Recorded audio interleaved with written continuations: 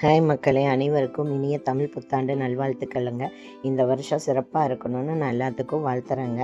காலையில் குரு பகவான் கோயிலுக்கு போயிட்டு வந்தேங்க. நல்ல தரிசனம் கிடச்சதுங்க. வீட்டுக்கு வந்து பசுமாட்டுக்கு பழம் கொடுத்துட்டு காலையில் டிஃபனுக்கு வரகரிசி பொங்கல் தாங்க செஞ்சேன். எப்பயும் போல் பொங்கல் செய்கிற மாதிரி தாங்க. ஆனால் வரகரிசியில் செய்யும்போது நம்மளுக்கு நல்ல சத்து கிடைக்குங்க. பொங்கல் செஞ்சுட்டு அதுக்கு சட்னியும் வடையும் செஞ்சுருந்தேங்க. எல்லாமே பொங்கல் செய்கிற மாதிரியே தாங்க இதுவும் தாளிக்கணும். என்னென்னா ஒரு டம்ளருக்கு 3 டம்ளர் தண்ணி வைக்கணுங்க. அப்போ தான் நல்லாயிருக்கும். நெய் ஊற்றி தாளிச்சாச்சுங்க. இன்றைக்கி காலையில் பொங்கல், சட்னி, வடை தாங்க. இந்த பொங்கல் சாப்பிட்றதுக்கு அவ்வளோ நல்லதுங்க. நீங்களும் வாரத்துக்கு ஒரு நாள் இதை செஞ்சு சாப்பிடுங்க.